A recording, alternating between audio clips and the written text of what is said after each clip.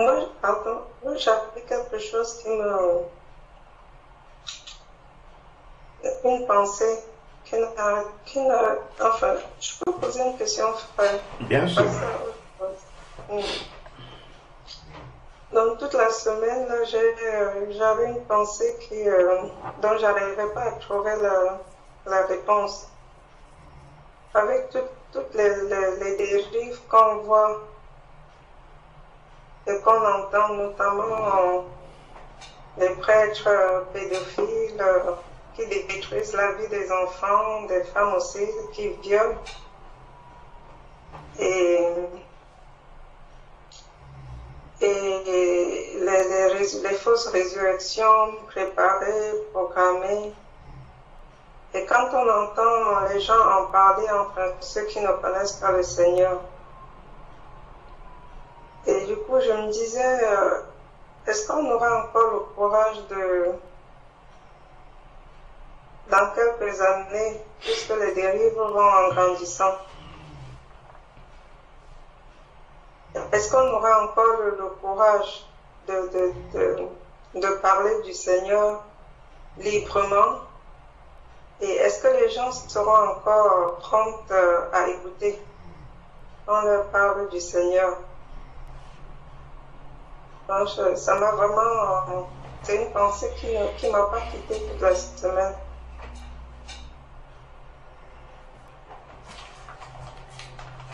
Donc voilà, je pense que vous pouvez un peu... Vous pouvez répéter, s'il te plaît, j'ai pas très bien compris la question. En fait, c'est pas une question, c'est une pensée qui a envahi mon esprit toute la semaine, en fait. Oui, Question. C'est cette pensée-ci. Avec toutes les dérives qu'on voit, les prêtres pédophiles qui violent aussi, les prêtres pédophiles, les prêtres violeurs, et les fausses résurrections, toutes ces prêches,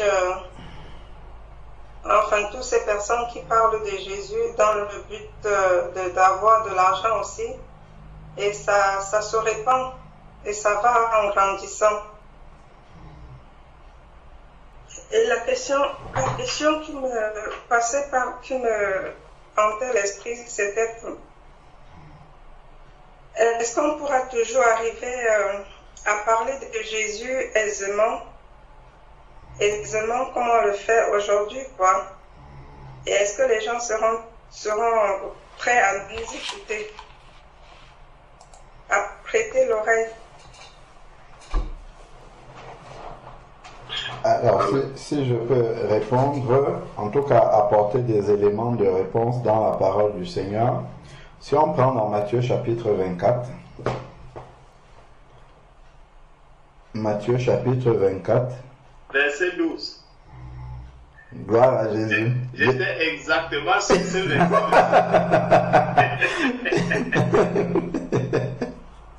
Gloire au Seigneur. Gloire à Dieu, gloire à Dieu. Donc, je vais avancer tout doucement et puis je vais laisser le frère développer. Donc, je vais juste lire le texte. Donc, si on prend Matthieu 24, à partir du verset 3, pour comprendre le contexte.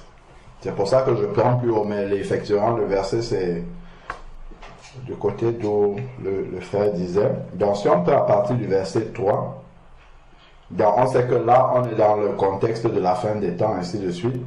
Il est écrit à partir du verset 3,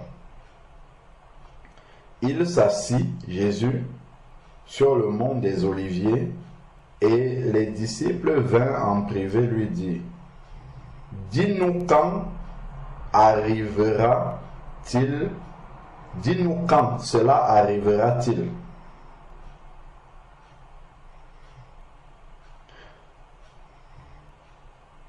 Et quel sera le signe de ton avènement et de la fin du monde? Jésus leur répondit, 1. Prenez garde que personne ne vous séduise. Ça, c'est l'avertissement qu'il donne aux disciples. Donc, forcément, dans les signes de la fin des temps, il y aura la séduction. Bon, après, il y a plein d'autres passages dans les épîtres qui en parlent. Donc, la séduction va exister. Les fausses résurrections et tout ce dont tu as parlé, les faux enseignements, tout ça, ça va exister. Ça fait partie de la séduction. Et cette séduction-là, le Seigneur laisse arriver ça pour faire le tri entre ceux qui le cherchent véritablement. On va lire le verset après.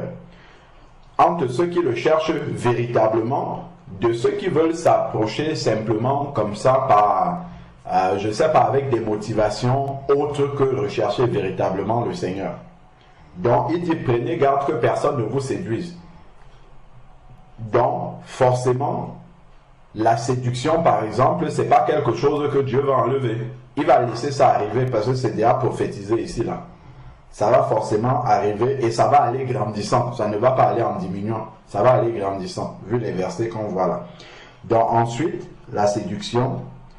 Il dit justement exactement ce que tu disais, Sœur Florence, car plusieurs viendront en mon nom en disant, c'est moi qui suis le Christ. Dans Jean chapitre 14, dans Jean chapitre 1 verset 14, il est dit, la parole s'est faite chair. Donc le Christ, en fait, c'est la parole encore. Donc ici, on peut comprendre, car plusieurs viendront en mon nom en disant, c'est moi le Christ, voici la véritable parole. Beaucoup vont venir en disant, voici la véritable parole. Et ils séduiront beaucoup de gens, pas un peu. Donc beaucoup même vont croire. Ce sont les fausses résurrections, après ceci, cela, ainsi de suite. Les gens vont croire. Ils séduiront beaucoup de personnes, pas un peu seulement. Donc c'est celui qui va demeurer enraciné au vrai cep, comme le Seigneur a dit, de rester enraciné au vrai cep dans Jean 15. C'est celui-là qui va demeurer. Donc, vous entendrez parler, vous allez donc, là il a d'abord commencé par parler à l'église, maintenant il parle au monde, vous allez entendre parler de guerre et de bruit de guerre, ça ce sont les signes qui sont faciles à discerner pour le monde. Gardez-vous de vous alarmer car cela doit arriver. Donc quand on voit les, je sais pas moi, les guerres, les famines, toutes ces choses-là, et qu'on commence à paniquer, on commence à dire qu'il faut aller faire les réserves, les bunkers et tout ça, le Seigneur dit, regardons bien ce qu'il dit, hein. Il dit des bruits, gardez-vous de vous alarmer, cela doit arriver, donc il n'y a pas à paniquer par rapport à ça. Il y a à rester serein, parce que c'est annoncé et dire, ah Seigneur, c'est ce que tu nous avais annoncé dans ta parole. C'est quand le chrétien va commencer à perdre la tête, à aller à gauche, à droite, c'est là qu'il va aller embrasser la séduction. Donc, tout cela doit arriver. Et justement, lorsque on va vers des personnes qui sont peut-être un peu, pas chrétiennes, hein, qui sont peut-être un peu déstabilisées par ça et qu'on va peut-être évangéliser quelqu'un et que la personne a quand même le cœur ouvert, mais complètement déstabilisé par les faux miracles, les fausses résurrections, la fausse parole de Dieu, ainsi de suite. La prophétie, ici, là, peut aider à dire à cette personne-là que, en fait, tout ce que tu vois là, le Seigneur avait déjà dit que ça allait arriver. Mais ce n'est pas parce qu'il y a beaucoup de faux comme ça que le vrai n'existe pas. Lorsque Jésus était là, sur la terre, il y avait plus de faux enseignements que le vrai. Les chrétiens même étaient appelés une secte. Ils étaient peu nombreux au début, au temps de Jésus. C'est après que le nombre, quand les disciples ont commencé à évangéliser, à aller de par le monde, c'est là que les rangs des chrétiens se sont grossis. Mais sinon, quand Jésus était là, c'était une petite minorité de personnes, en fait, qui avaient accepté cette vérité. C'était un chemin vraiment étroit. Donc, ensuite, ici, là, la suite du verset 6, mais ça ne sera pas encore la fin. Une nation s'élèvera contre une autre nation. On voit ça, un royaume contre un autre royaume. Il y aura à divers endroits des famines, des tremblements de terre. Ça là, c'est très courant. tout cela ne sera que le commencement des douleurs. Ça sera le début des douleurs. Verset 9. Alors on vous livrera au tourment et l'on vous fera mourir et vous serez haïs de toutes les nations. On sait bien qu'il y a une partie qui est de la grande tribulation, mais plus on va avancer dans la fin des temps, plus justement témoigner le nom de Jésus va être de plus en plus difficile, parce que ça soit les fausses paroles, tout ce que tu as cité, fausses paroles de Dieu, faux miracles, tout ça ne peut prospérer que parce que l'iniquité, d'ailleurs il va le dire après, grandit dans le monde, dans les œuvres des ténèbres, parce que l'Antichrist est en train de est proche de se manifester. Les œuvres des ténèbres vont aller grandissant. Et ça, c'est pas quelque chose qui peut... D'ailleurs, gardons un doigt dessus. 1 Thessaloniciens. Donc, 2 Thessaloniciens chapitre 2 parle de ça aussi. 2 Thessaloniciens chapitre 2. Après, on va revenir dans Matthieu 24. 2 Thessaloniciens chapitre 2 à partir du verset 9. 2 Thessaloniciens 2 à partir du verset 9, il dit: l'avènement de l'impie, dans l'arrivée de l'homme impie, se produira par la puissance de Satan. Donc les faux miracles, fausses résurrections, faux enseignements, tout ça c'est la manifestation de la puissance de Satan. L'avènement de l'impie se produira par la puissance de Satan, avec toutes sortes de miracles. C'est ici que ça s'inscrit. Donc il y aura des miracles mensongers, parce que Satan fait aussi des miracles. Il y aura des miracles, mais qui ne viennent pas de Dieu, en fait. Des signes et des prodiges mensongers.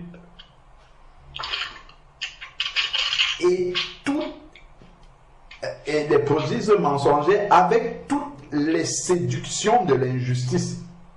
Mais ça a un but. Regardons. Pour ceux qui périssent. Donc Dieu laisse arriver ça pour ceux qui périssent. Parce qu'ils n'ont pas reçu l'amour de la vérité pour être sauvés. Dans les faux enseignements, les fausses résurrections, tout ce qui arrive là, Dieu laisse Satan faire ça comme un jugement déjà sur la terre pour ceux qui périssent. Donc ça fait partie du plan de Dieu. Donc, pendant ce temps-là, là déjà on a déjà la réponse à la question de la sœur Florence, pendant le temps que nous vivons là, pendant le temps que nous allons vivre ces temps difficiles où la parole, la véritable parole sera noyée au milieu de tous ces faux miracles là et tout ça, ceux qui ne périssent pas vont recevoir cette parole-là. Ceux qui ont un cœur bien disposé vont toujours recevoir cette parole-là. Par contre, les faux miracles, les faux enseignements, les signes mensongers et tout ça sont pour ceux qui périssent.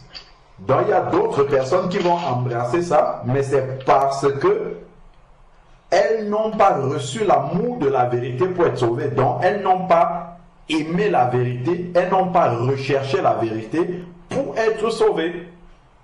Le salut, il est disponible pour tout le monde, mais il faut le désirer quand même. Et le Seigneur veut vraiment que l'on manifeste cette foi-là et que l'on désire ce salut. C'est vrai que parfois nous pouvons avoir, comment dire, une compassion pour les âmes qui n'est pas la compassion que Jésus lui avait. Et ça peut se...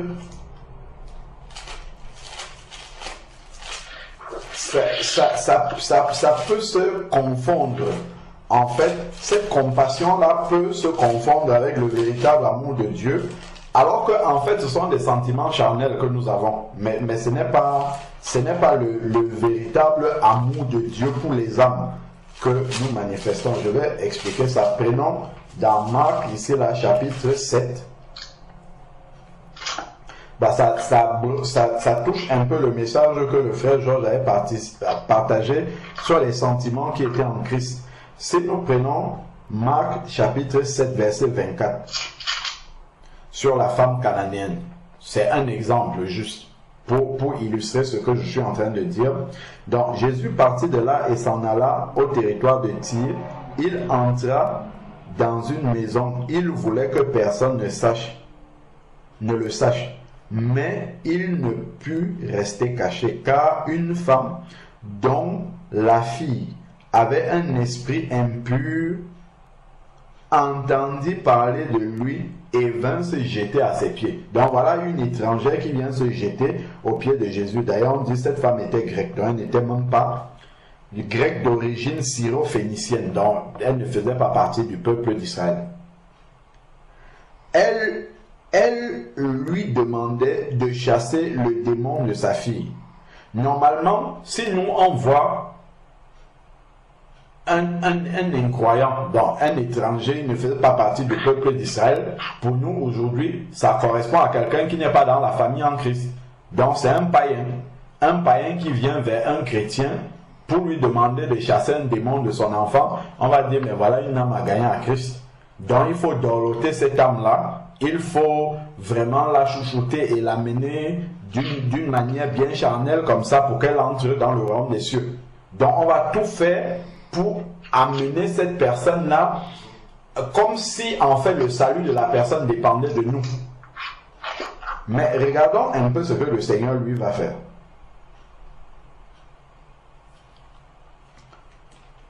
Elle lui demandait de chasser le démon de sa fille, verset 27. Jésus lui dit, laisse d'abord les enfants se rassasier, car il n'est pas bien de prendre le pain des enfants et de le jeter aux petits chiens. C'est qui les petits chiens ici? C'est ceux qui ne sont pas de la famille. Ça là, si quelqu'un est conduit à dire ça à un païen, je ne sais pas quel genre de manque d'amour, ici là, s'il y a des frères et sœurs qui sont à côté, qui entendent ça, on va dire. Mais ça, c'est une âme qui cherche le Seigneur. Hein? C'est à cette âme-là que Jésus parle comme ça. Mais il est en train d'éprouver sa foi.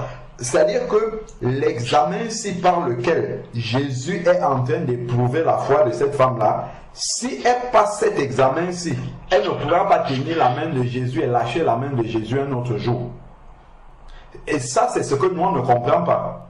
Nous, on est tellement contents simplement que les gens confessent le nom de Jésus. Après, ce qu'ils vont devenir demain, ça nous importe peu.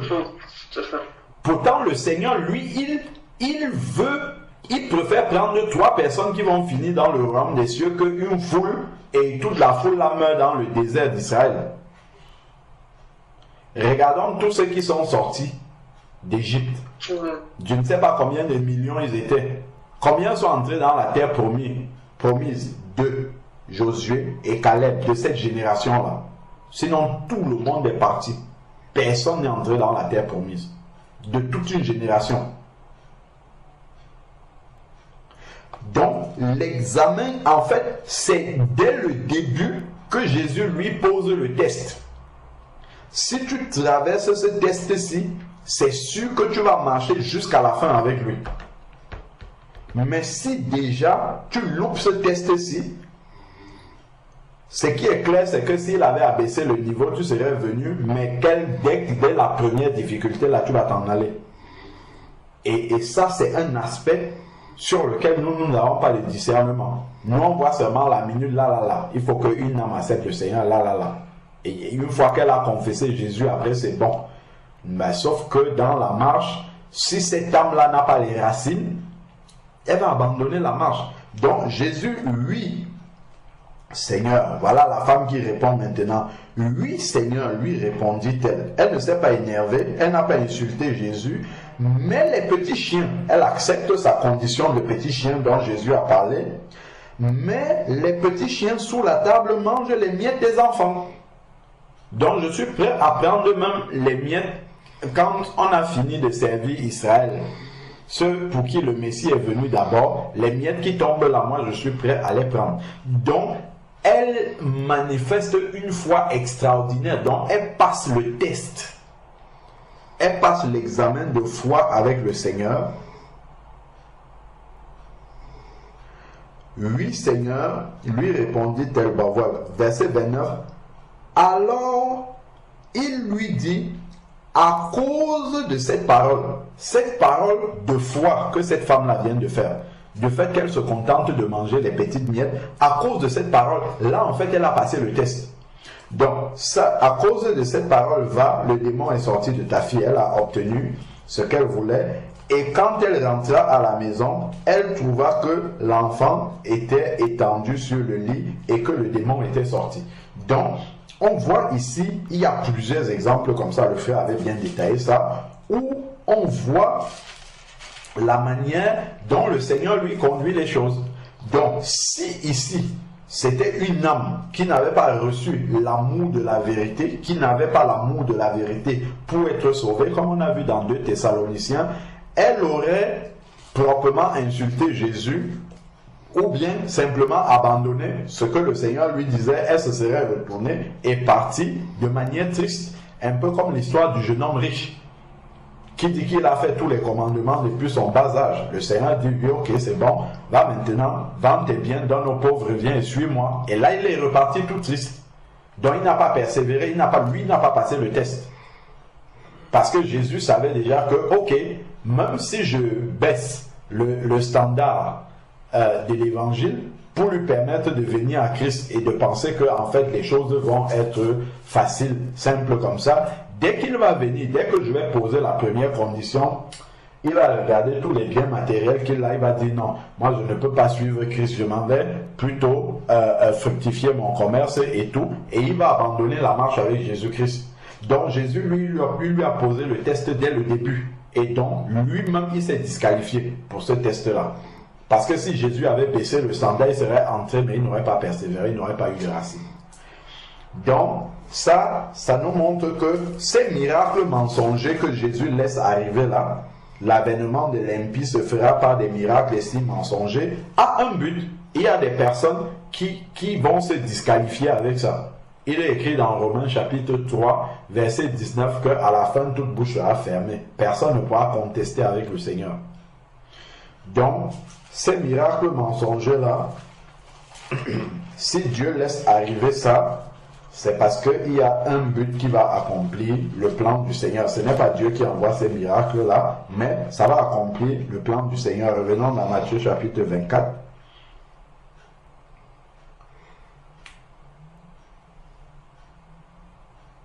Au verset 9, on disait, alors on vous livrera au tourment et l'on vous fera mourir.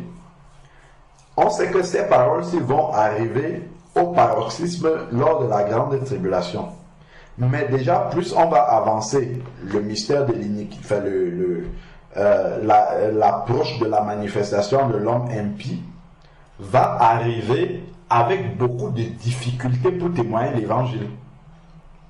Alors on vous livrera au tourment. Ça pourrait arriver. On ne sait pas jusqu'à quel point le Seigneur va laisser la manifestation de l'homme impie, comme on voit plus haut dans 2 Thessaloniciens, jusqu'à quel niveau le Seigneur va laisser avant d'enlever son église. Donc, il dit, tout cela ne sera que le commencement des douleurs, alors vous serez livrés au tourment, on vous fera mourir, vous serez haïs de toutes les nations à cause de mon nom. Donc, on voit que plus on va s'approcher de la fin, plus il sera difficile de témoigner le nom de Jésus-Christ. Et ce sera pour beaucoup une occasion de chute. Voilà encore un point que le Seigneur laisse. Certains qui n'ont pas de racines, à cause de cette difficulté à témoigner là, vont chuter. Et ça révélera simplement qu'ils n'avaient pas de racines, qu'ils n'étaient pas vraiment accrochés, enracinés au Seigneur. Parce que dès que les difficultés de témoigner vont arriver, il n'y aura plus personne. ils se trahiront, se haïront les uns les autres. On ne sait pas jusqu'à quel point ça va partir. Ensuite, maintenant, verset 11, plusieurs faux prophètes s'élèveront et séduiront beaucoup de gens. Ça a déjà commencé. Il y a l'évangile de la prospérité, tous les faux évangiles qu'il y a, ainsi de suite. Tout ça là, ça fait déjà partie de ça. Et ça va aller en grandissant en fait. Ça va aller jusqu'à ce qu'on ait vu l'abomination de la désolation. Ou dans le temple, où quelqu'un va venir carrément dire, moi je suis Dieu. D'ailleurs, ça existe même déjà. Je crois que vous avez dû entendre, j'entends de loin un peu comme ça, des personnes, même en Afrique, au Bénin, là-bas, soit une dame ou Banamé ou je ne sais pas qui se déclare Dieu. C'est des choses qui vont être de plus en plus, de plus en plus fréquentes et surtout plausibles. Parce qu'on dit les miracles mensongers, l'homme impie, l'avènement va se faire avec des miracles mensongers et ils séduiront. Parce que la séduction, ce n'est pas un mensonge grossier.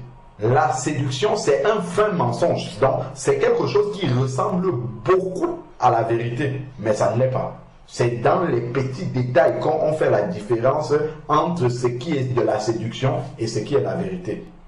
Ça, un enrobage de vérité, mais c'est en grattant. C'est celui qui a les racines en grattant qui va voir que non, en fait, ça, ce n'est pas la vérité. Donc, plusieurs faux prophètes s'élèveront et séduiront beaucoup de gens. C'est encore ce que le Seigneur dit déjà aujourd'hui là, dans le temps-ci.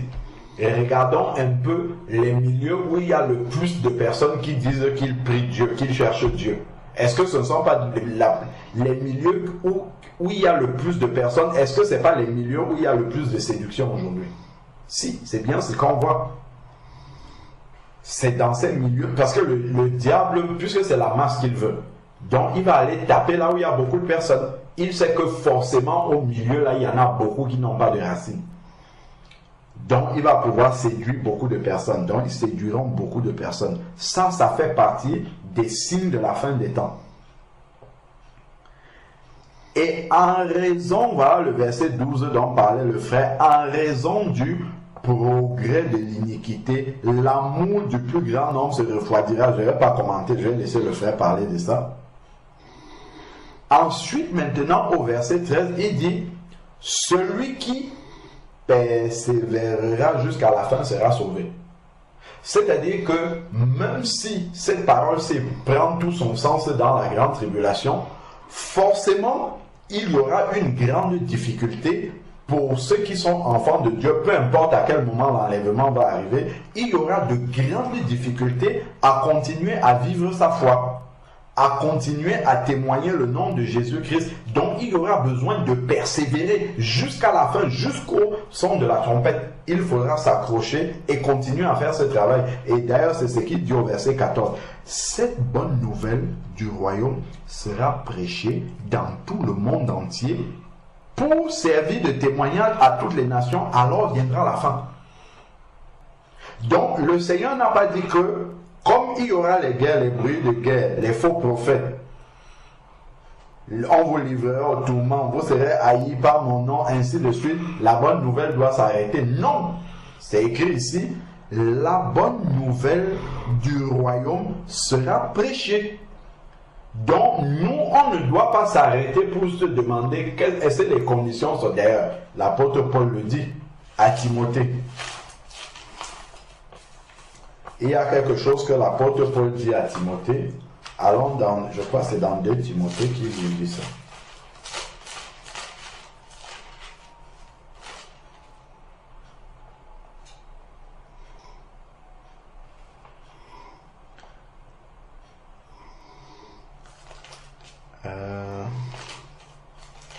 Est-ce que c'est pas 2 Timothée 3, 1? 2 Timothée chapitre 3 verset 1. Alors, ouais, non, c'est 2 Timothée chapitre 4 verset 1 à 2. 2 Timothée chapitre 4 verset, on pourra même continuer jusqu'à 5. Ça va bien nous instruire encore sur les temps de la fin. Il dit, je t'adjure, 2 Timothée chapitre 4, je t'adjure devant Dieu et devant Jésus-Christ qui doit juger les vivants et les morts, et au nom de son avènement et de son royaume. Regardons ce qu'il dit. Prêche la parole. Insiste en toute occasion, favorable ou non. Dans le temps des faux miracles, de persécution et de tout ça là, le faux prophète, ce n'est pas un temps favorable. Mais l'apôtre dit ici, prêche en toute occasion, favorable ou non, il faut prêcher. Donc nous, on ne va pas convaincre, reprend, exhorte en toute patience en instruisant. Donc nous, on ne va pas se préoccuper puisque le Seigneur, d'ailleurs, il nous a beaucoup aimé de nous prévenir de ce qui va arriver. Donc nous, peu importe qui est les faux prophètes, les faux miracles et tout ça, nous on doit continuer à prêcher la parole de Dieu puisque la bonne nouvelle doit être annoncée selon Matthieu 24 pour servir de témoin à toutes les nations. Après viendra la fin. Donc nous, on doit continuer à prêcher cette parole et là, on sera dans une occasion qui ne sera pas favorable. Mais il faut continuer à prêcher, à convaincre et ainsi de suite. Verset, toujours 2 Timothée 4, verset 3. Car il viendra un temps où les hommes ne supporteront plus la saine doctrine. Quand les hommes ne vont plus supporter la saine doctrine, l'apôtre ne dit pas qu'il faudra changer la doctrine pour prendre une doctrine que les gens vont aimer. Il faut continuer à prêcher la saine doctrine, toujours, même si ce n'est pas un temps favorable. Car il viendra un temps où les hommes ne supporteront plus la saine doctrine. Donc on va, donc ça c'est déjà dans l'église, mais même auprès de ceux qu'on évangélise. Quand on va aller leur dire non, l'église catholique, c'est pas la vraie église, ça c'est une église qui séduit les gens. Beaucoup pourront même nous persécuter, beaucoup pourront même nous outrager, ou bien dire que non, ça ce sont l'église catholique, c'est l'église mère, comme ils disent souvent, c'est l'église universelle. Donc nous on va toujours aller là-bas. Mais ça, ce sont des personnes qui n'ont pas reçu l'amour de la vérité pour être sauvées. Il y a des personnes malheureusement qui sont comme ça, bien sûr, nous devons accompagner tout ça de la prière, mais il y a des personnes qui seront comme ça au final quand même. Mais au gré de leur propre désir, avec la démangeaison d'écouter, ils se donneront maître sur maître dans une foule de docteurs. Donc ils iront forcément, il y en a qui iront toujours écouter ce qui plaît à leur oreille, ou selon la manière dont ils conçoivent Dieu et Jésus-Christ dans leur cœur, ils iront rechercher une parole qui correspond à ça, au lieu de chercher où est la vérité. Donc le Seigneur nous prévient déjà ici qu'il y aura des gens qui vont marcher de cette manière-là. Donc nous, notre devoir, ça sera de prier et d'agir. Agir pour aller témoigner Jésus-Christ en occasion favorable ou non, peu importe les conditions. Peu importe si les gens se convertissent ou ne se convertissent pas, notre souhait c'est que les gens se convertissent parce que Dieu lui-même veut que tous les hommes soient sauvés. Mais au final, on sait bien que tout le monde ne sera pas sauvé. Mais nous devons témoigner pour servir comme le Seigneur a dit, pour servir de témoignage à toutes les nations. Nous devons faire ce travail-là. Donc ils se donneront une foule de docteurs et détourneront l'oreille de la vérité. Verset 4. 2 Timothée 4, 4, ils détourneront. Donc on va leur dire la vérité, ils entendent bien et ils disent non. Moi je préfère, comme quelqu'un, tu vas lui dire, il faut que tu naisses de nouveau, il faut que tu cherches le Seigneur, il faut que tu ailles là où on prêche la vérité. Il va te dire, moi je suis né catholique et je vais mourir catholique. Tout le monde était catholique dans ma famille, donc je ne vois pas pourquoi je dois changer. Je ne sais pas d'où est-ce que je vais venir avec ça, donc il va rester catholique.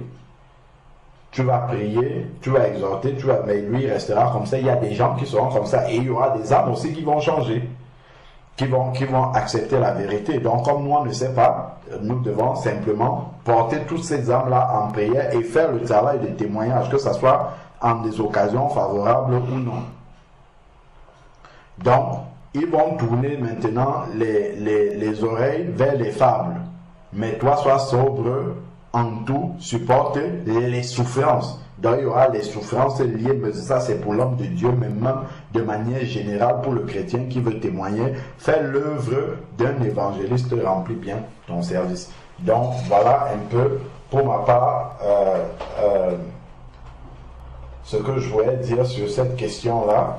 Il y aura ça, c'est des signes de la fin des temps, toutes les manifestations des miracles mensongers dus à l'avènement de l'homme impie, mais la bonne nouvelle doit continuer à être prêchée à toutes les nations. Amen. Amen. Frère, par rapport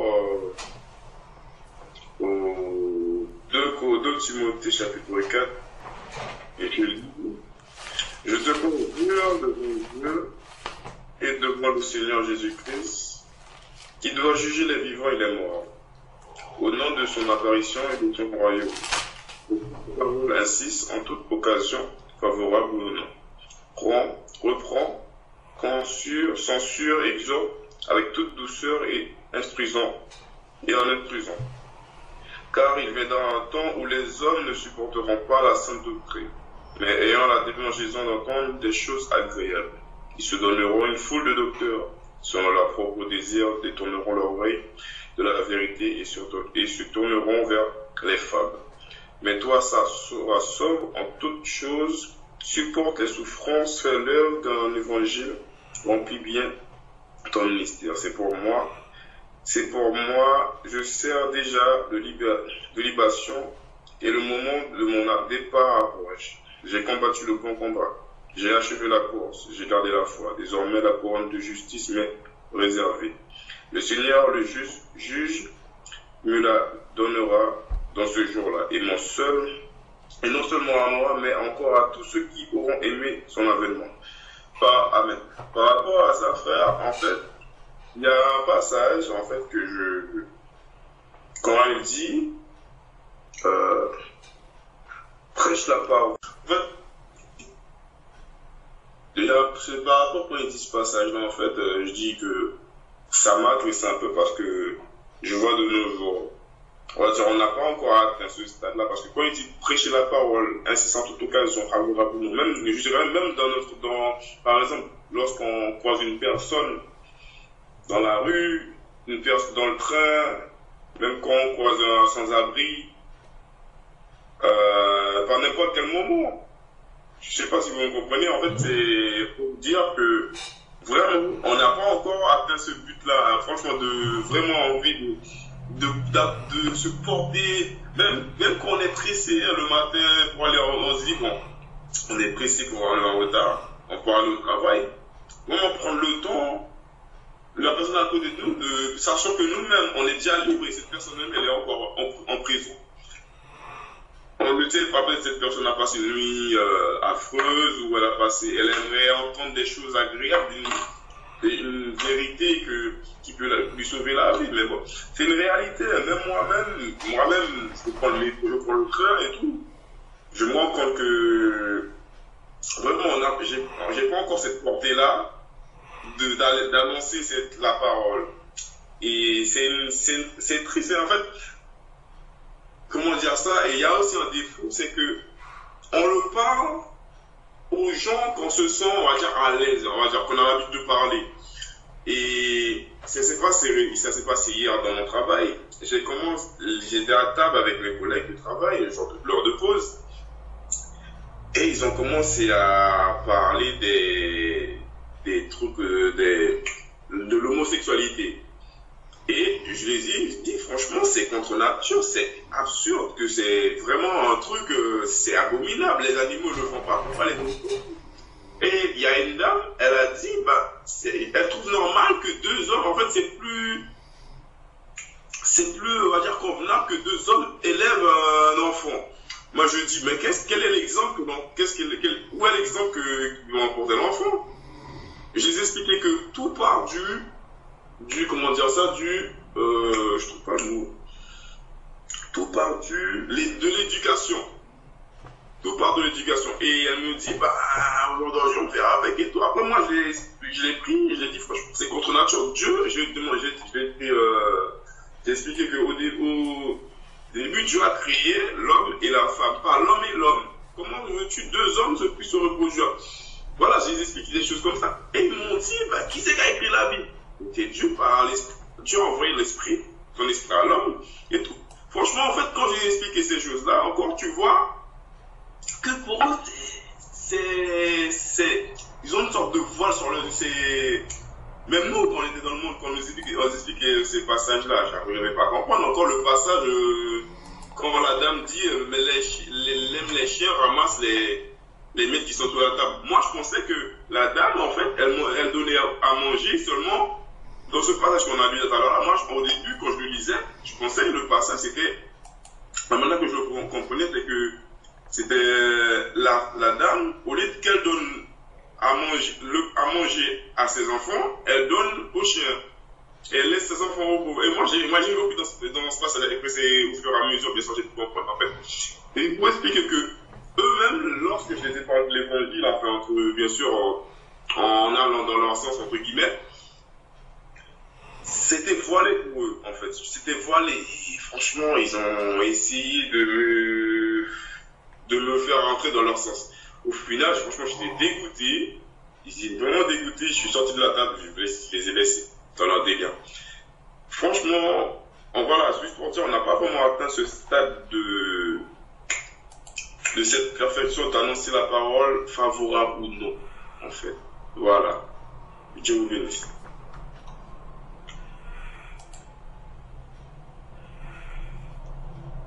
Amen.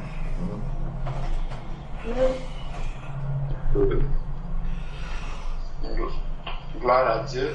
Je vais d'abord commencer par répondre à continuer dans la lancée que le frère a commencé.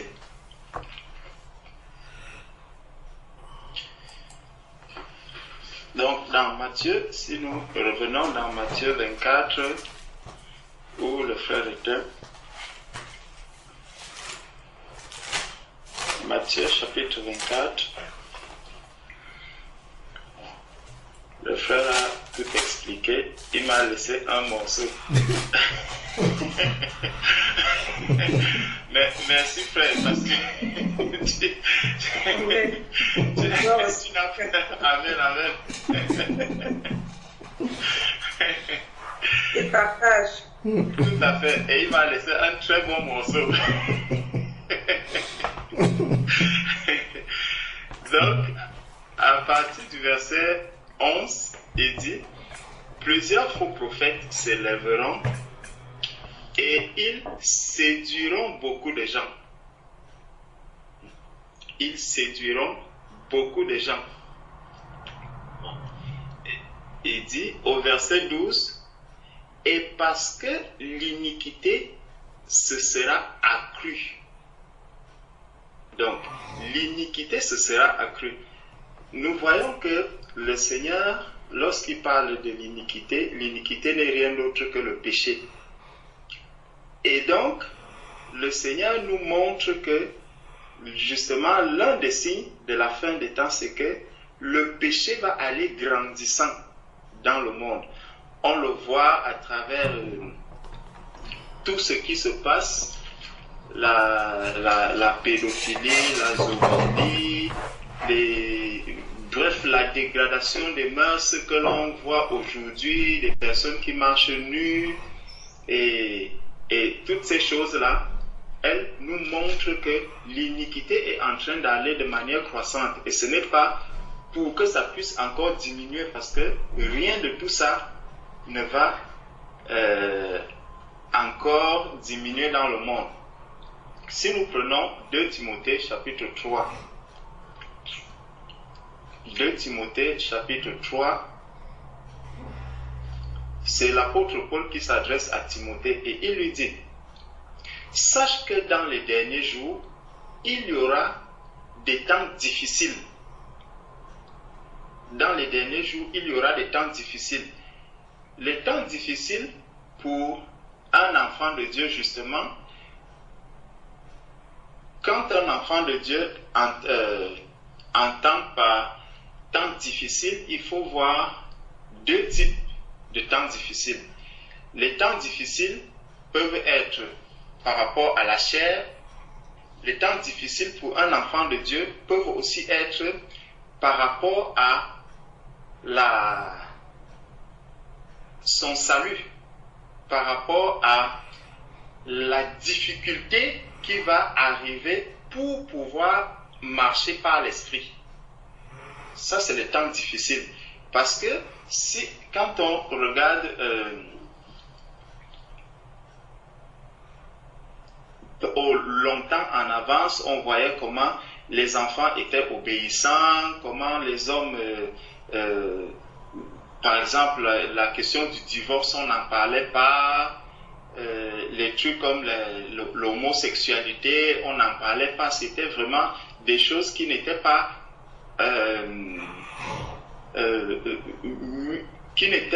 mises en avant comme ça, exposées comme cela est aujourd'hui.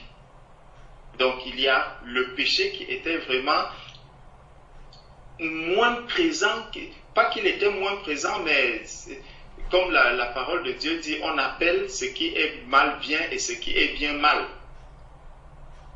Et plus on avance, plus le retour du Seigneur est proche et plus le mal se fait appeler bien. Et le bien n'est plus considéré comme bien. Lorsque quelqu'un va avoir une robe, par exemple, un vêtement qui est décent, on ne va pas le trouver à la mode. On va estimer que il s'habille comme une mamie. Si tu es un frère qui ne parle pas d'une certaine manière, on dit non, il n'est pas d'actualité. Donc tout doit être remis à l'ordre du jour. Ça, c'est ça qui va faire la difficulté pour les enfants de Dieu de pouvoir avancer encore. Et le Seigneur dit que si ces jours n'étaient pas abrogés, même les élus pourront être séduits. Donc plus l'iniquité va avancer, plus le péché va avancer, et plus les véritables enfants de Dieu, comme le frère disait tout à l'heure, les véritables enfants de Dieu vont paraître. Et ceux qui ne sont pas affermis vont aussi paraître, parce que le tamis va se faire. C'est pour ça que tous ces événements-là doivent arriver. Et ça aidera celui qui avançait avec le Seigneur de manière légère, ça l'aidera à se dire, hey, attention, je me rends compte que je ne suis pas encore affermi. Tout à l'heure, on était en train de rendre grâce à Dieu parce que on a vu la foi du frère qui prend des engagements en disant, oui, je m'engage à ce que cette grossesse aille jusqu'au terme. Ça, c'est vraiment la foi que beaucoup doivent imiter. Nous devons imiter de telles foi, parce que le moment arrive où réellement nous aurons besoin de cette foi. Le moment arrive où nous aurons besoin des témoignages comme ce que nous avons entendu aujourd'hui, pour que quand on me dira, bon, si tu vas à l'hôpital, il faut absolument qu'on te mette telle chose, et tu regardes ton corps, tu dis non, le Seigneur a dit, si je détruis mon corps, lui aussi, il me détruira. Donc, je préfère rester à la maison. Je vais maintenant prier pour que le Seigneur me guérisse. Et tout ça, c'est parce que l'iniquité va arriver, on va chercher à introduire des choses. Il y a beaucoup de choses qui vont se passer. Donc, le Seigneur dit, l'apôtre Paul dit ici à Timothée, dans 2 Timothée 3, dans 2 Timothée chapitre 3, que sache que dans les derniers jours, il y aura des temps difficiles. Donc, difficile déjà par rapport à la chair qui va souffrir, et difficile aussi pour les enfants de Dieu qui voudront marcher par l'esprit. La marche par l'esprit va être de plus en plus difficile dans les derniers temps. Car des hommes seront égoïstes, ça veut dire qu'ils ne penseront pas aux autres, amis de l'argent. Tout ce qui est en train d'être fait là, quand vous voyez des personnes qui font des faux miracles, vous voyez des personnes qui font des fausses résurrections, justement, il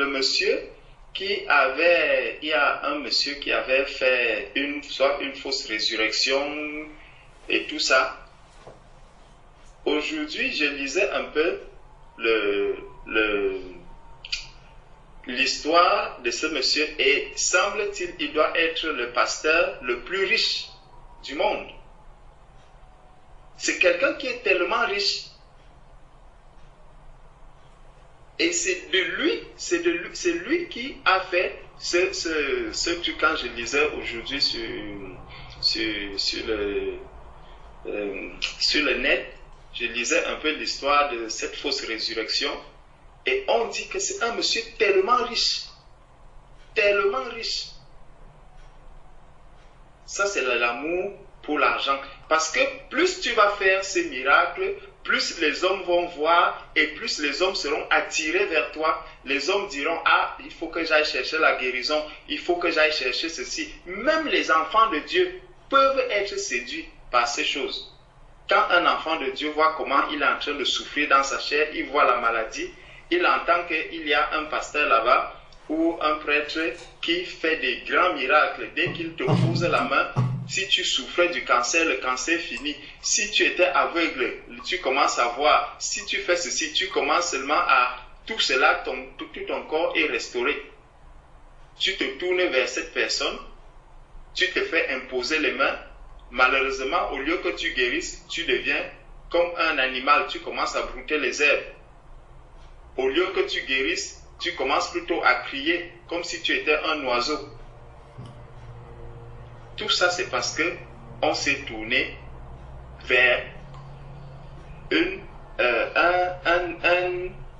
un objet ou quelque chose qui nous conduisait à la séduction. Amis de l'argent, fanfarons, hautains, blasphémateurs, parce que quand les gens font des choses comme ça au nom de Jésus-Christ, c'est du blasphème, c'est le nom de Jésus qu'on est en train de blasphémer. Et ça, l'apôtre Paul dit à Timothée que dans les temps de la fin, il y aura toutes ces choses qui vont arriver. Rebelles à leurs parents, ingrats, irréligieux, insensibles. Quand quelqu'un arrive, tu vois des personnes, tu demandes qu'on amène les boiteurs, on amène les handicapés et tout et tout. Quelle honte! Est-ce que l'être humain n'a plus la sensibilité d'avoir même pitié de ces de ces boiteux, de ces paralytiques, quand tu déplaces tant de personnes pour leur donner un faux espoir? Regardez un peu l'état du cœur de cette personne. Tu dis, je vais guérir tous les paralytiques, je vais ouvrir les yeux de tous les aveugles, je vais faire ceci, je vais faire ceci, je vais faire ceci, je vais faire ceci. Et on met une grande affiche, campagne de résurrection des morts, campagne de restauration de la vue, campagne de restauration des pieds, campagne de ceci. On fait toutes ces campagnes-là alors que par la suite, Jésus n'en avait jamais fait. Et les hommes vont se tourner vers ces personnes. Et ça, plus ça va avancer, parce que l'homme aujourd'hui sait que s'il doit chercher de l'argent à partir au travers en tout cas du verbe qu'ils utilisent au nom de Jésus-Christ, il faut qu'il fasse ces miracles. Et l'homme, puisque l'homme est avide de ces miracles, puisque l'homme cherche ce qui lui tape à l'œil, ce qui lui saute aux yeux, ce qui l'aide, ce qui touche sa chair, ses sens, les sens personnels. Il veut satisfaire ses sens personnels, il veut satisfaire sa chair. Et comme il veut satisfaire cette chair, alors il va se tourner vers ces personnes. Mais c'est utile et important pour que ceux qui sont debout prennent garde. Pour que ceux qui sont affermis fassent attention. Le Seigneur même avait dit, lorsqu'on vous dira, il est là-bas, n'y allez pas. Lorsqu'on vous dira, il est ici, n'y allez pas. Les gens vont commencer à attirer, il y a Jésus ici, il y a Jésus ici, ici c'est la vérité, l'évangile éternel, il y a ceci, il y a ceci. Tout ça, ça va arriver. Et ça sera pour sélectionner, ça sera pour tamiser. Donc, il dit, traître, emporté, enflé d'orgueil, aimant le plaisir plus que Dieu. Voilà. Donc c'est des gens qui aiment le plaisir plus que Dieu, ayant l'apparence de la piété, mais régnant ce qui en fait la force. Donc, ce qui va nous aider maintenant à faire cette distinction justement, à connaître, à pouvoir discerner qu'est-ce qui est de Dieu et qu'est-ce qui n'est pas de Dieu. Ça sera la parole de Dieu. Si nous gardons la parole de Dieu en nous, si nous savons discerner, et discerner, on discerne avec la parole de Dieu. Tout ce que vous voyez là, c'est avec la parole de Dieu qu'il faut discerner. Prenons un peu Jacques chapitre 1. Jacques chapitre 1. Voilà, il est écrit, verset 21.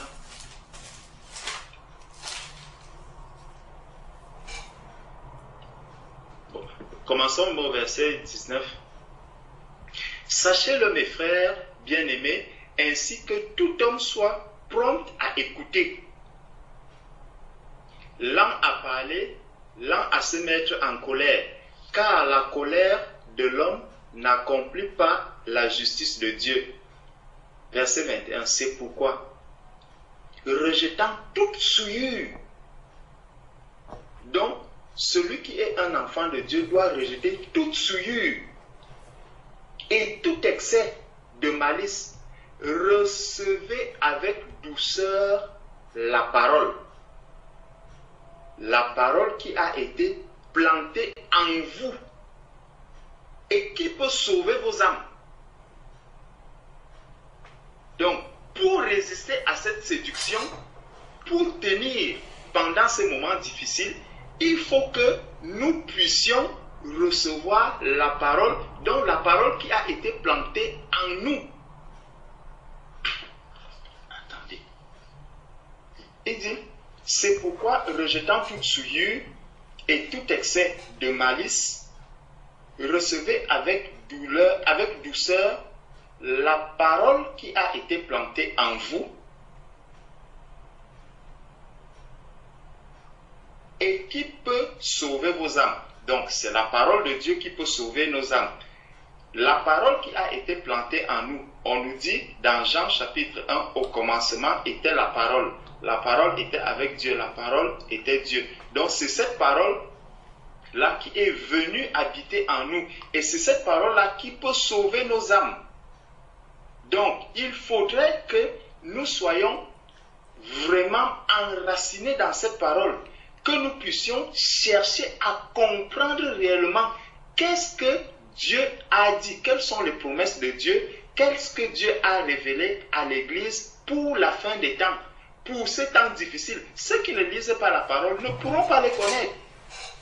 Ils ne pourront pas connaître toutes ces promesses. Ils ne pourront pas connaître les avertissements que le Seigneur a donnés pour l'Église, les avertissements que le Seigneur a donnés pour la fin des temps.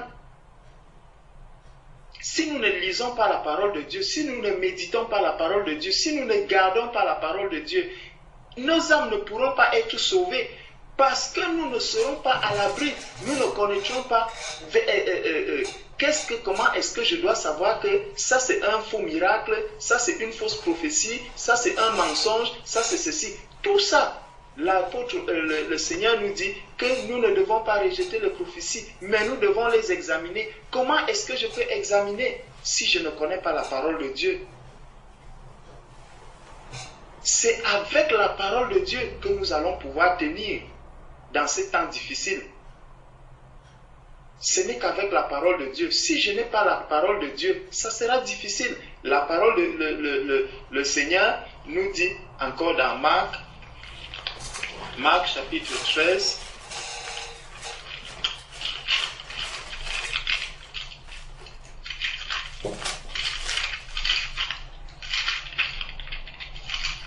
Marc chapitre 13.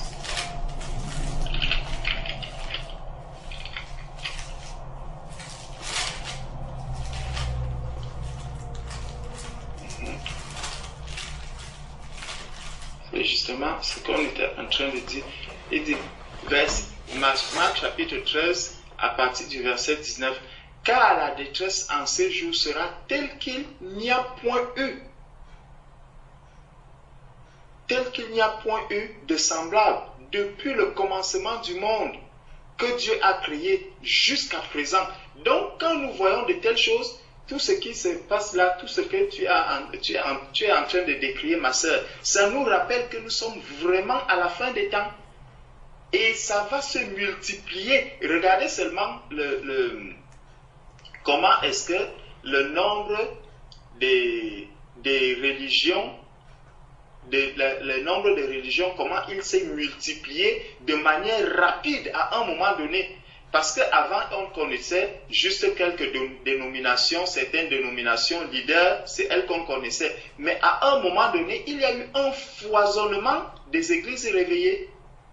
Un foisonnement des églises réveillées. Et chacun y va à sa manière. Chacun avec son système, chacun avec son modèle, ceux qui utilisent des huiles, ceux qui vont verser de l'huile d'onction sur les têtes, ceux qui vont faire brouter les personnes, ceux qui vont... Chacun va avec... Ceux qui s'habillent avec les vêtements de la Bible, un vêtement entier fait de Bible, ceux qui vont s'habiller avec des vêtements rouges, ceux qui vont s'habiller avec des vêtements blancs, ceux qui vont faire ceci. Chacun utilise son modèle à lui. Et tout ça, le Seigneur nous a prévenus. Si nous ne connaissons pas la parole de Dieu, nous allons nous tourner vers ce système. Qu'est-ce que c'est beau de voir quelqu'un habillé avec la Bible, avec un vêtement blanc où il n'y a que les versets bibliques dessus. Mais est-ce que c'est un vêtement avec des versets bibliques qui fait de moi un enfant de Dieu? Est-ce que c'est ça qui me permet de savoir que j'ai la parole de Dieu en moi? Non, le Seigneur n'a pas dit sur toi. La parole de Dieu doit être en toi. Donc, même si tu couds un vêtement, on te coud un vêtement qui est écrit de Genèse jusqu'à Apocalypse avec des petites écritures, les chaussures, la tête est revêtue de tout l'Apocalypse, les pieds sont revêtus de tout Genèse, le reste du corps de tous les restes des versets, ça ne te sert à rien si tu ne connais pas cette parole. Si ce n'est même pas suffisant, tu couds aussi une veste avec les versets bibliques, tu couds les chaussettes, tu couds même les chaussures, ça ne te donnera rien. Tu peux porter tout ça. Si tu ne gardes pas la parole de Dieu en toi, elle ne sauvera pas ton âme. Donc ce n'est pas avec les versets bibliques à l'extérieur que ton âme va être sauvée. Il faut que les versets bibliques soient à l'intérieur de toi, que nous ayons la parole à l'intérieur de nous. Là, nous pourrons connaître où est le faux et où est le vrai. Nous n'allons pas être séduits par tous ces miracles, par toutes ces fausses prophéties, toutes ces personnes qui vont ressusciter les morts à la fin, qui vont faire ceci. Non, tout ça ne devra pas nous séduire. Il faut qu'on garde la parole en nous. Le Seigneur nous dit donc que, car la détresse en ces jours sera telle qu'il n'y a point eu de semblable depuis le commencement du monde que Dieu a créé jusqu'à présent, et qu'il n'y en aura jamais. Et si le Seigneur n'avait abrégé ces jours, personne ne serait sauvé. Mais il les a abrégés à cause des élus qu'il a choisis. Si quelqu'un vous dit alors, le Christ est ici, ou il est là, ne le croyez pas. Quand on regarde, quand on lit un peu ce verset, juste pour nous faire comprendre que quand le Seigneur nous dit que la parole doit être à l'intérieur de nous, nous devons garder la parole en nous. Je ne sais plus combien de fois est-ce que au Cameroun, il est apparu où on disait que Marie a apparu. Il y a eu une apparition de Marie. Même dans des maisons, ces maisons, les gens ont commencé à escalader des barrières. Les gens ont même commencé à vendre les billets pour que tu puisses accéder à cette maison. Si quelqu'un connaît cette parole-ci, je ne sais pas où c'est que quand un événement comme celui-là arrive, la parole même disparaît du cœur. Je ne sais plus. Parce que, juste en lisant que, si quelqu'un vous dit, alors, le Christ est ici, ou il est là, ne le croyez pas. Si tu crois, si tu lis seulement cette parole-ci et que tu la gardes en toi, quand on te dira que Marie est en Simalène, tu diras non, je ne pars pas. Parce que c'est écrit, le Seigneur a prévu cela. Mais vous allez voir, peut-être un enfant de Dieu, dans un état de maladie, on lui dit, ah, les gens sont en train de guérir là-bas en Simalène parce que il y a l'arbre sur lequel Marie est arrivée, l'écorce de ça est en train de guérir. Même si tu souffres du cancer, la personne trouve guérison. Dites-moi en une journée comment quelqu'un a pris une écorce, il a bu l'écorce, l'eau de cette écorce, on lui a fait l'examen et le même jour on lui a dit que ton cancer est déjà fini. Mais les gens vont croire cela. Les gens vont accepter tout cela. Et quand un enfant de Dieu va aussi entendre cela, il dira, ouais, mon cancer, si, Dieu peut même aussi m'aider. Il repart. Voilà comment on tombe. Et ça montre quoi? Ça montre que la personne ne s'attendait pas vraiment à Dieu. Il était prêt à tout, pourvu que cette guérison-là puisse lui être accordée. Mais malheureusement, tu révèles donc que tu n'étais pas affermi dans le Seigneur. Le cancer n'est pas guéri, et là, tu vas commencer à pleurer. Est-ce que tu auras même la force de pouvoir te repentir? Ça, c'est toute la question. C'est tellement dangereux lorsqu'on est déjà tombé dans la séduction. Quand on tombe dans la séduction, c'est très très dangereux. Et tout ça, c'est quoi? C'est l'iniquité, c'est le péché. Et le diable, ne l'oublions pas, l'iniquité, c'est qui parle iniquité parle du malin. Et le malin ne vient que pour égorger, pour tuer, pour détruire. Le Seigneur dit l'iniquité va s'accroître, l'iniquité va grandir. Donc le diable va vraiment secouer, il va secouer le monde. Le malin va secouer le monde dans tous les sens. Pour faire tomber, pour détruire, pour que les personnes s'éloignent.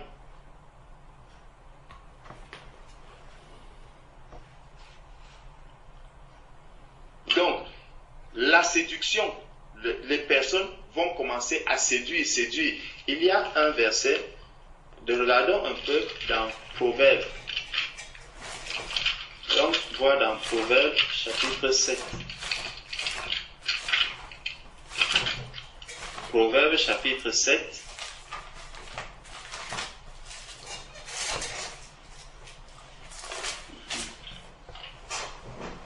Dans Proverbes chapitre 7, commençons, c'est une histoire qui est très intéressante. Commençons au verset 19. Car mon mari n'est pas à la maison. Il est parti pour un voyage lointain. Il a pris avec lui le sac de l'argent. Il ne reviendra à la maison qu'à la nouvelle lune. Verset 21. Elle le séduisit à force de paroles.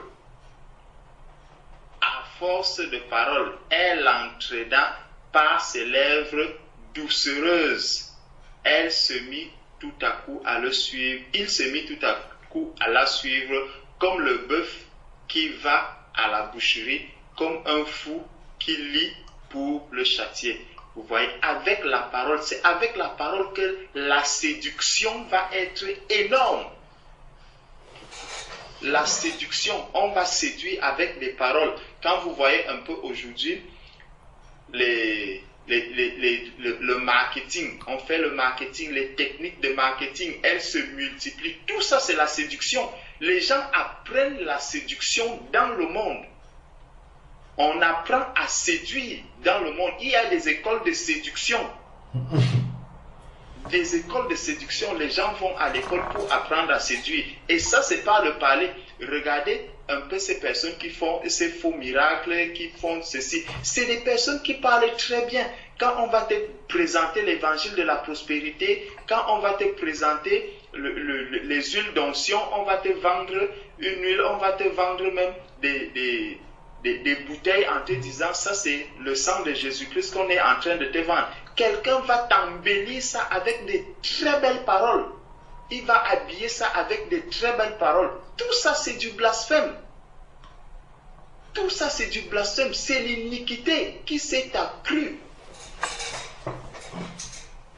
Je ne sais pas si il y a 10 ans aujourd'hui ou 25 ans, quelqu'un pouvait imaginer que les hommes allaient vendre des bouteilles avec, je ne sais pas qu'est-ce qui est même rouge dedans, ou du sirop, et dire que c'est le sang de Jésus. Il y a 20 ans, je ne sais pas si les hommes pouvaient imaginer cela. Mais aujourd'hui, quelqu'un se présente là avec des bouteilles, il dit ça c'est le sang de Jésus, achetez. Et les hommes achètent. Et il ne vend pas ça à vil prix. C'est cher, ça coûte cher, énormément d'argent. Donc on te séduit par la parole et on habille bien cette parole et tu dépenses ton propre argent, donc tu achètes la mort.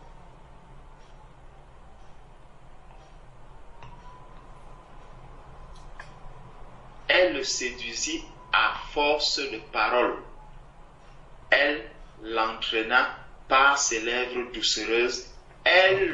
Il se mit tout à coup à la suivre. C'est comme ça que l'on fait. Donc quelqu'un parle bien, quelqu'un argumente bien, et on commence à le suivre. C'est comme ça qu'on suit ces hommes qui font des miracles.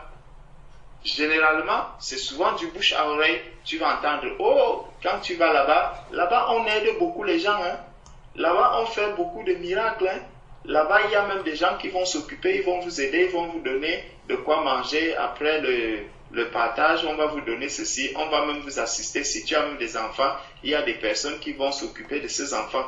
Tu vas chercher le salut ou tu vas pour chercher des aides sociales, des assistances sociales qui vont s'occuper des enfants.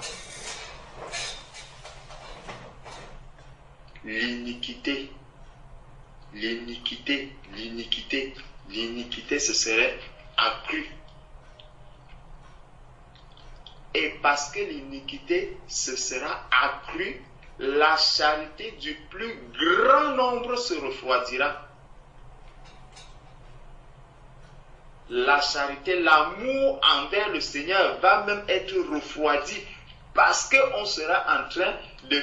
Puisqu'il y a tel que l'apôtre Paul a dit, a rappelé à Timothée qu'il y aura des temps difficiles. Et lorsque ces temps difficiles vont arriver, l'amour même vis-à-vis du Seigneur, ça va refroidir.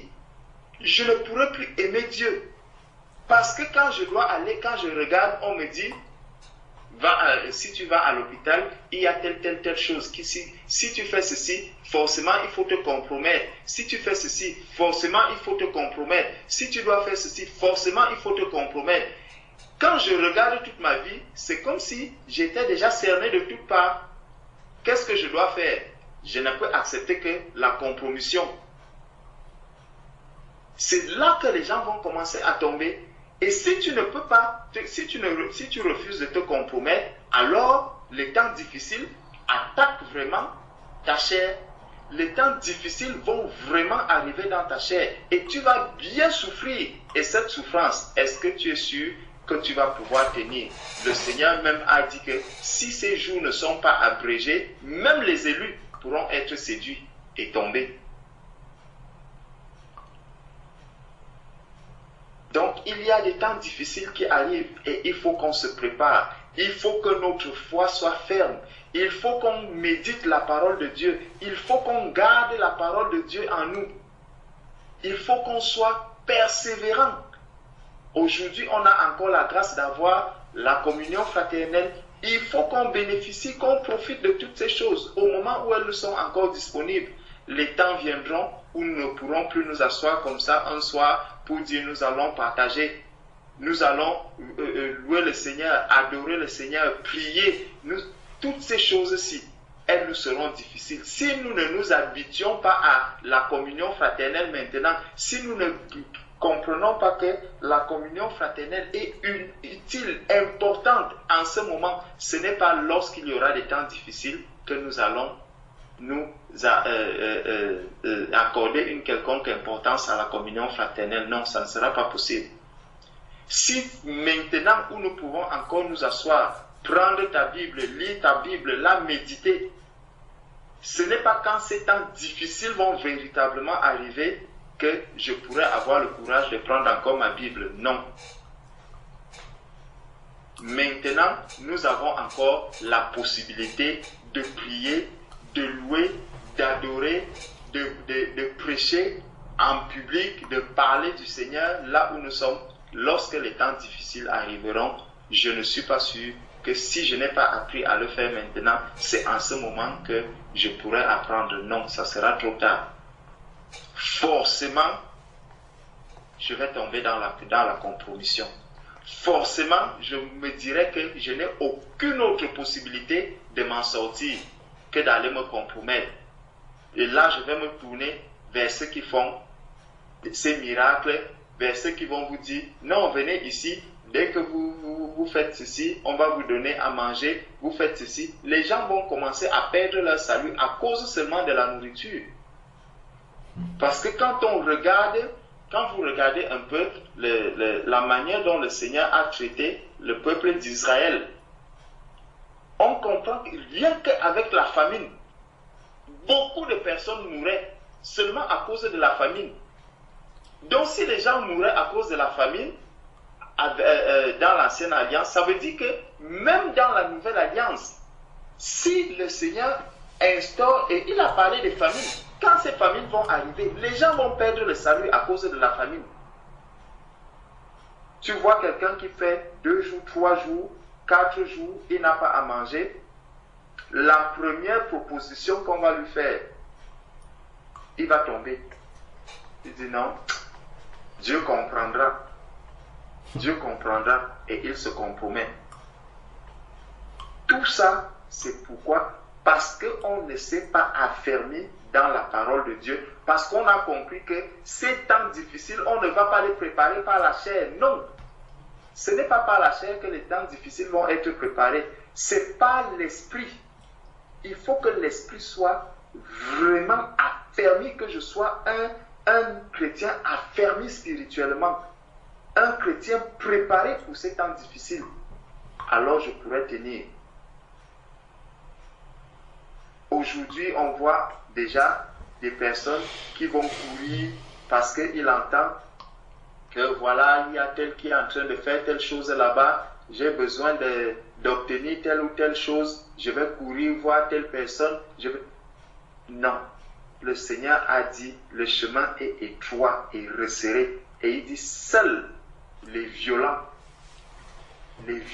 s'en emparent. Nous devons nous faire violence. Ces miracles ne doivent pas nous attirer. 1 Corinthiens chapitre 1 verset 23, le Seigneur nous dit,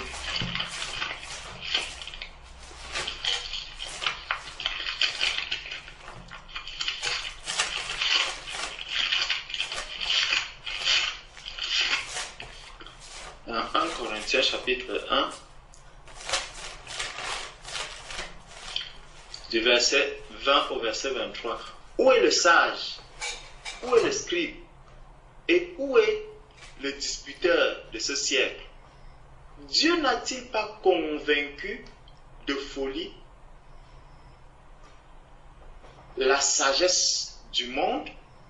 Donc Dieu a confondu la sagesse du monde. Il a confondu la sagesse du monde. Car, puisque le monde, avec sa sagesse, n'a point connu Dieu dans la sagesse de Dieu, il a plu à Dieu de sauver les croyants par la folie de la prédication. Les croyants sont sauvés par la prédication, par la parole de Dieu, par la vérité. C'est la vérité qui sauve, ce n'est pas les miracles qui sauvent. Ce n'est pas les miracles qui sauvent. Il faut qu'on fasse très attention. Ces miracles peuvent nous aider à affermir notre foi, à nous accrocher davantage. Mais on n'est pas sauvé par ces miracles. Le salut même déjà, c'est un miracle que le Seigneur a fait. Mais c'est un miracle que beaucoup ne voient plus. C'est un miracle que beaucoup ne considèrent pas. C'est le plus grand miracle que l'on peut expérimenter dans sa vie. Si tu n'as pas le miracle de la conversion, tu peux expérimenté tous les autres miracles, cela ne te sert à rien. Tu es aveugle, tu recouvres la vue. Souviens-toi des 9 lépreux qui étaient guéris de la lèpre et qui n'étaient pas revenus dire merci au Seigneur. Ils sont repartis ayant leur guérison. Cela ne leur a servi à rien. La guérison du Samaritain lui a donné ce qui était le plus important. Tu peux recouvrer la vue si tu n'as pas recouvré le salut. Cela ne te sert absolument à rien. Donc, au verset 21, il dit, car puisque le monde avec sa sagesse n'a point connu Dieu, dans la sagesse de Dieu, il a plu à Dieu de sauver les croyants par la folie de la prédication. Verset 22, les Juifs demandent des miracles. Les Juifs demandent des miracles. Et les Grecs cherchent la sagesse. Verset 23. Nous prêchons Christ crucifié. Scandale pour les Juifs et folie pour les païens. Nous prêchons Christ crucifié. Donc, c'est l'œuvre de la croix. Je dois aimer quand j'entends parler de la crucifixion de la chair. Je dois aimer. Ça, c'est ce que je dois rechercher. Au lieu de courir pour aller là où on fait des miracles, là où on ouvre les yeux des aveugles, là où on fait marcher les boiteux, pour combien de jours, je ne sais pas, là où on guérit telle ou telle maladie, pour combien de jours, je ne sais pas, il faut chercher là où on prêche la sanctification.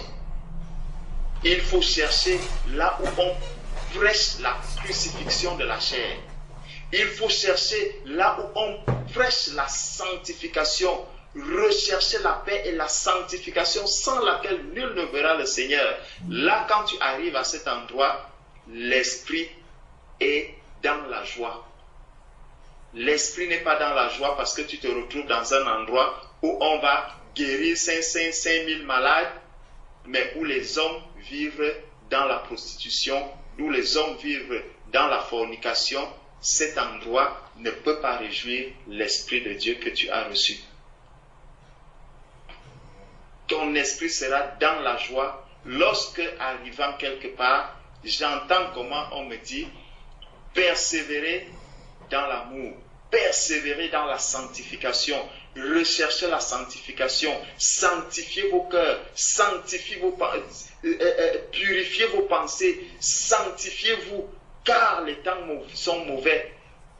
Demeurez dans la sanctification, de jour comme de nuit. Tu entends comment on crie la sanctification. On crie que renoncez à vous-même, renoncez à vous-même, renoncez au bien du monde, renoncez à tout ce qui est du monde, renoncez à la chair. Quand tu entends ce message, c'est un message qui fait mal à la chair, mais l'esprit se réjouit. C'est ça que nous devons rechercher. Rechercher là où on prêche Christ crucifié. Il nous dit, nous prêchons Christ crucifié, scandale pour les Juifs et folie pour les païens, mais puissance de Dieu et sagesse de Dieu pour ceux qui sont appelés tant Juifs que Grecs, car la folie de Dieu est plus sage que les hommes et la faiblesse de Dieu est plus forte que les hommes. Donc, le Seigneur nous montre donc ici que dans Matthieu chapitre 24 au verset 12, et parce que l'iniquité se sera accrue, la charité du plus grand nombre se refroidira, mais celui qui persévérera jusqu'à la fin sera sauvé. Nous devons savoir que Jésus-Christ est avec nous. Il a dit, je suis avec vous jusqu'à la fin des temps. Je suis avec vous jusqu'à la fin des temps. Il est en nous, il habite en nous. Gardons vraiment le bon dépôt que nous avons reçu. Ce dépôt, nous devons le garder. c'est ce dépôt qui nous aidera à aller jusqu'à la fin, à arriver jusqu'au bout. Donc, voilà ce que je pouvais compléter ou apporter par rapport à ce qui a été dit par le frère. Amen. Amen.